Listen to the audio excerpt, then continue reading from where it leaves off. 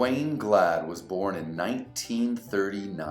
In 1939, it was the start of World War II. A gallon of gas was 10 cents. The Wizard of Oz premiered on the big screen, and the World's Fair opened in New York City. Marlene Merritt was born in 1940. In 1940, the average house was $4,000. Germany invaded France in World War II. Captain America comic book came out. Nylon stockings were all the rage in the stores. Marlene and Dwayne were married on September 7th, 1961 in the Logan Temple, and they had 5 beautiful children. This is the story of Dwayne and Marlene Glad. My name is William Dwayne Glad. I was born in Salt Lake City in 1939, at the very beginning of the Second World War. So the first 5 years of my life was when the war was going on. It was an interesting time. I remember when planes would come over and all the kids would get scared because they thought either the Germans or the Japanese were invading. And we used to trenches and play, army games, and so on and so forth. Okay, and when I was 10 years old, my mother passed on from a massive heart attack, which was very traumatic for my father, my older brother, and I. There were just 3 of us. So we went for several years where my dad was mom and dad for us, and it was very difficult. He had to go to work, and the 2 of us had to go to school. And finally, he remarried, and the woman he married with, he had a second son, so there were 3 of us in the family, 3 children in the family. I went to South High School, graduated in 1957. My high school experience was what you would call very unusual because I was super shy. I didn't do anything in high school. I went to classes, did very good in the studies, but I didn't join any clubs. I was thinking about playing football one time, but I had a job and I couldn't pay for the car I had if I went to football.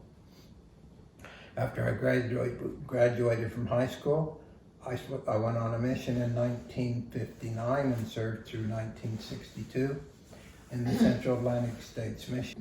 After I got home from my mission in 1961 in the spring, I met Marlene, and we were married on September the 8th, 1961.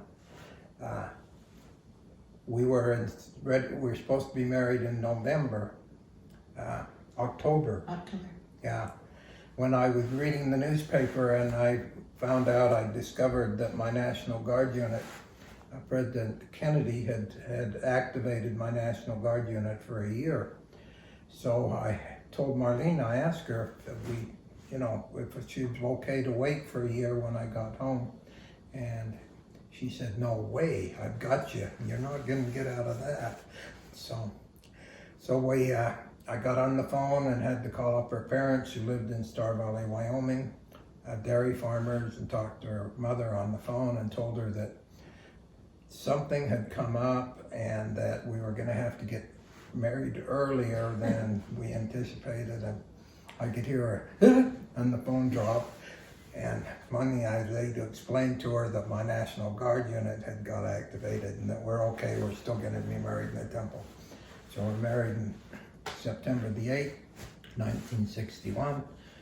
2 weeks after we're married, we went on a honeymoon. A week later, I went to Texas, Fort Sam Houston, Texas. No, Fort Hood, Texas, where I served for a year there with Marlene. So our first year essentially was spent in the Army. When we got done with our year, she was pregnant with our first child. We moved back to Salt Lake. Professionally, I worked for the Utah Department of Transportation. They had a program that they had where they would provide for your education if you would work hard and take the classes that they had with the university. A lot of it was correspondence, and every week we would go to the university every year we'd go to the university for 3 or 4 weeks and take classes. After I did that for about 12 years, Finally was able to sit for the civil engineering license examination with the state. All-day test. I was in my 40s and all of these young guys just graduating from college were all sitting there and I'm this really old guy. I was able to pass that examination, became a civil engineer, then worked the remainder of my career in the structures division, working with bridges, making sure that the inspection program I was in charge of, making sure all the bridges in the state of Utah were safe. I'm retired in 2001 after 30 years with the Department of Transportation. I have had various experiences. When I first come home from a mission, I was called to be the scoutmaster, so I worked with the scouts. I have served during my lifetime 5 times as a young men's president and as a scoutmaster. I was given the Silver Beaver Award by Boy Scouts of America for my service. I've served as young men's president 5 times. Did I say that already? Mm-hmm. Well, no, you said scouts. Elders Quorum president once, high priest group leader 3 times, bishop's counselor, served on the high council under 3 different stake presidents, and served as bishop for 6 years. So it's been a great ride. Marlene had to sit in sacrament meeting lots of times, get the kids ready, bring them to sacrament meeting, sit there while I conducted the meeting. Retired in 2001. Marlene and I have served 2 missions. We went to the Nauvoo and served the temple mission where we served as ordnance workers in the Nauvoo temple. That was in 2005. And then later we went and served 18 months on Temple Square as a visitor center, working specifically with the sister missionaries and facilities, and that was a great experience. We've had a great retirement. I love my wife very much, and our 60th wedding anniversary is coming up soon. This is Marlene Glad. I was born in Star Valley, Wyoming. My parents grew up in Star Valley, Wyoming, and they met at a dance in Star Valley, Wyoming, and they fell in love and got married in the Logan Temple. And then it's a funny story, they had to travel from Logan to Star Valley, and they had very little things. They had chickens. I remember my mother said somebody gave them some chickens for the wedding, and they had a little jalopy, and it was a hard trial to go there. I was born in 1940, and I was kind of a shy child. I was a middle child, and there was 3 boys and 5 girls, but there was 3 that had passed on by the time I was 7. So 2 of them I never met. So there were 12 children. Yes, there were 12 children. And so, 11. Anyway, so we had farm games. I remember my father would say, if you can go and pick up all these boards and pull the nails out of them, you can have a big bonfire. So that's what we'd do. We would go on the farm and pick up all of the boards that had got scattered around broken buildings and things and pull the nails out so they could use the boards. And then we could have that big bonfire with some of the wood that wasn't very good. And we'd play Red Rover around the bonfire, and we'd jump in the ditch and hide. I remember that it was hard to jump in that ditch and keep hiding while somebody was trying to find us. And so we were all raised to be musical. My sisters all played the piano and plus another instrument. I chose to just play the piano. And I don't know why the boys didn't, but they sang good. But we had family night nearly every night. I helped with the milking, and I helped with feeding the little calves, which I didn't really like. I remember I would take the powder and the water and the bucket and mash it with my hands so it would mash and mix up for the little calves and put their nose in the bucket. When I went to school, it's unbelievable, but I went in a covered wagon. It was about 1.5 miles. And they actually had horses pulling a wagon, and we had a little pot-bellied stove in the middle of it. And they would go those many miles that way. Then as I got older, we got a station wagon, which I thought was really cool that we finally got that. I loved to go to seminary in high school. It's one place I could feel accepted and happy. I loved to do choir in high school, even though I didn't sing real good. I loved to sing in the high school choir and do the plays that we did. Then I graduated and I went to business college in Salt Lake City. I got a job in the Star Valley Swiss cheese factory when I was about 17. And at night, I would go to and pack the cheese in boxes. After I'd gone to business college a little while, I met Dwayne at the LDS dances. He just got home from his mission. Well, I was telling my girlfriends that week, I think I'll go on a mission. So they says, well, let's go to the singles dance. And so we went to the singles dance. And I pointed out on the floor and said to one of my roommates, see that guy out there that has that baby face? He's dancing with all those girls. And there was one girl that had this black, nice looking dress. And she was going out with all the guys onto the dance floor. She had long blonde hair and was that kind of girl that was so attractive. Well, my husband decided he would stand here with the boys and the girls would stand over here. So he decided to be brave and walk over. He had his eye on that girl to ask her to dance because she had finally got there where she wasn't dancing. And just as he got over there, then he reached his hand out and she was gone. And so he reached his hand out and it was me when he says, can you dance? Well, we went out on the dance floor and we danced, and that was nice. And I danced the second dance and he says, oh, that's been nice. And he started to lead me off the dance floor. And I said, no, we got to do some more.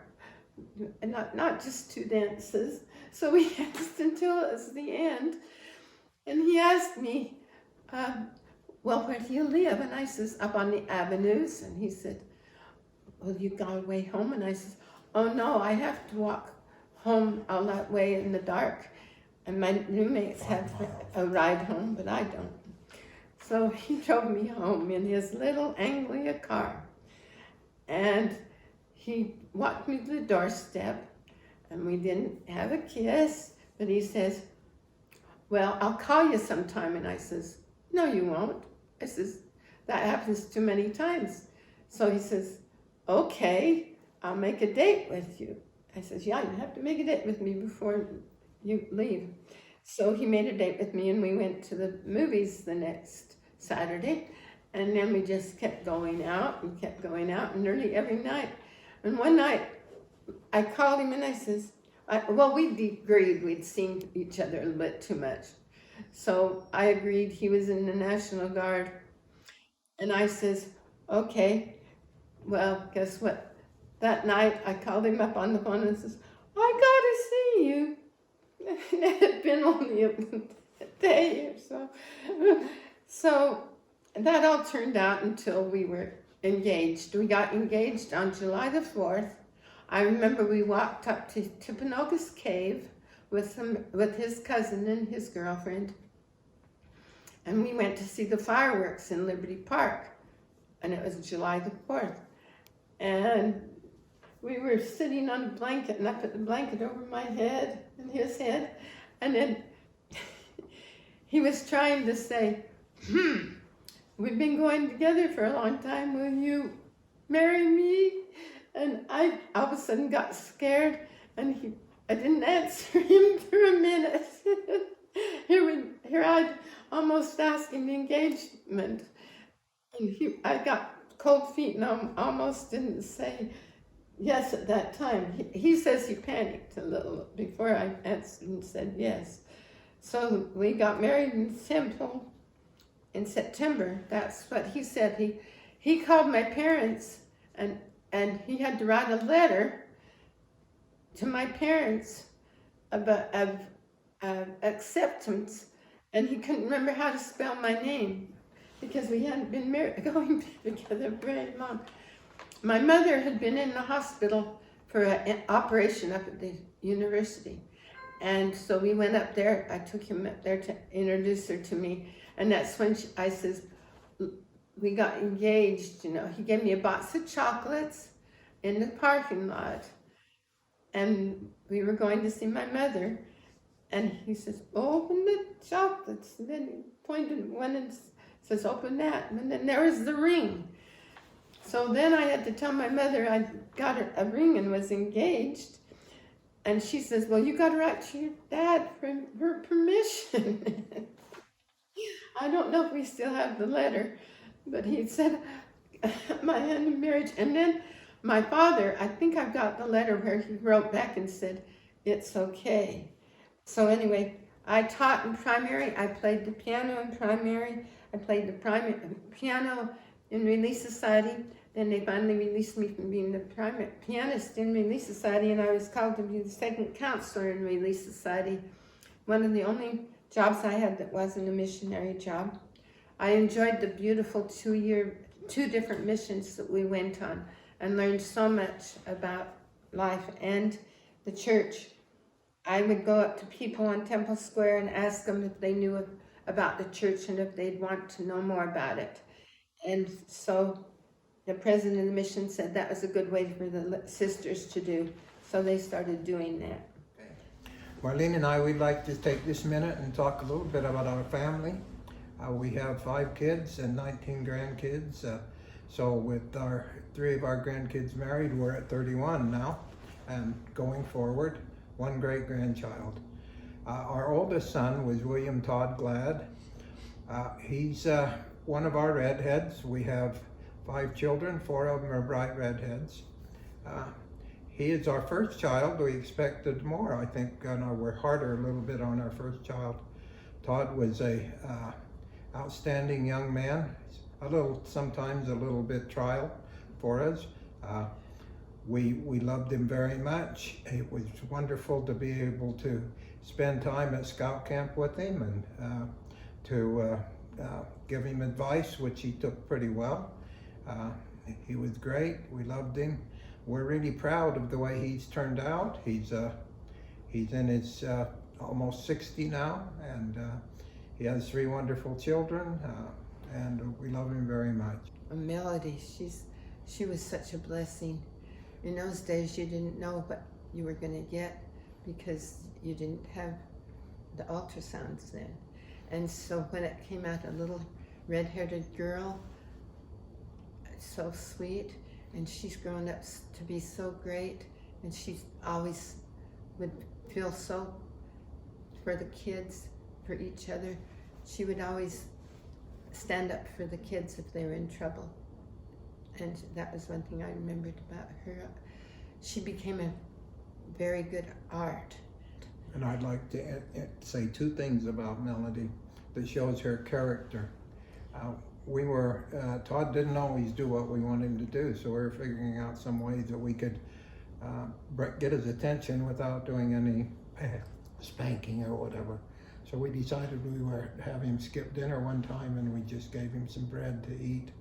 And we were gone, and everything was fine. And then we found out that not giving him a full meal didn't work because Melody snuck some food into him. She felt so sorry for him. She opened the back window. And opened the back window so he could get out.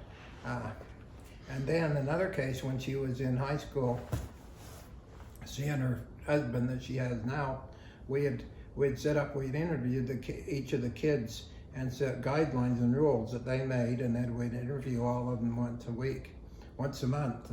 I wouldn't talk about how things were going. So she knew what the rules were, and she had agreed to them and expected them. So it was high school graduation, and she came home a little bit after the time that we had agreed that she would be. And so we talked about it, and she said, well, Dad, I broke the rule. I should be punished some way. And okay, Melody, what do you think the punishment should be? And she said, well, I'll probably be grounded. Okay, how long do you want to be grounded for? Well, a couple weeks. Well, okay, that's fine. And then her best friend across the street in a week or so was having a party, and she didn't go, and I couldn't figure out why. So I said, Melody, why aren't you going to your friend's party? And she said, Dad, you forgot I'm grounded. And so I thought that was kind of an interesting, that's the kind of person that she was. Okay. Now I'm going to talk about Clay. Okay. Clay's a wonderful son. He always felt for other people so deeply, and very strongly he would tell his opinion, Yes. very straight. Yes. There's one story I like to tell about Clay, and that's when he was 3 years old. I was mowing the lawn, and as I was mowing the lawn, I came around, I noticed that Clay was standing looking at me as I came around, sticking his tongue out like this, and I couldn't figure out what was going on. I went around again, and he was there looking at me, sticking his tongue out like that. So I stopped and knelt down and looked at Clay in the face and said, Clay, why are you sticking your tongue out? And he said, Dad, when I grow up and I mow the lawn, I want to stick my tongue out just like you do. So he's very musical, loved to sing, was president of the choir in the community, Salt Lake Community College. And After Clay came, Angel came a few years later.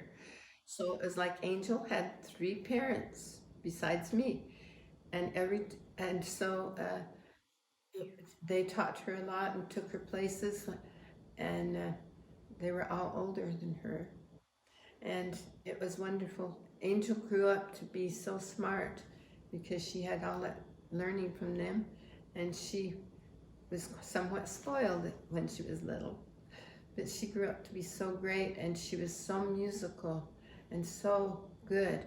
She's a choir director in her ward, and she even directed a choir in the Los Angeles Temple of Dedication, and she raised 6 wonderful children. it was a multi-state choir at the rededication. And she had 3 kids of her own, and she has adopted 3 other wonderful children. Okay. Now it's Bruce's turn. Now Bruce is our special youngest child. We were in our 40s when he was born. It was a kind of a surprise. We didn't anticipate that. I was serving as bishop at the time. He was, because of the RH factors that we had, he was born very premature. Doctors told me at one time that his heart stopped, and we gave him a blessing, and that was okay. And then the doctors came and told me that because of his breath, his lungs being not developed fully, that he wouldn't be able to do anything. His brain might be affected. And then they said a little blood vessel broke in his brain, and the brain wouldn't be affected. We brought him home and discovered when he was about 4 that he was hard of hearing. No, 2. Okay, he was hearing impaired. 2.5, and I Hearing impaired. wouldn't face it. Yeah. So we went to school for the deaf. And he did well. He went his whole life with people giving him a bad time because he was wearing hearing aids, and he was red hair, and he had what's called deaf speech. He couldn't hear the consonants, so his speech was a little bit different than other people.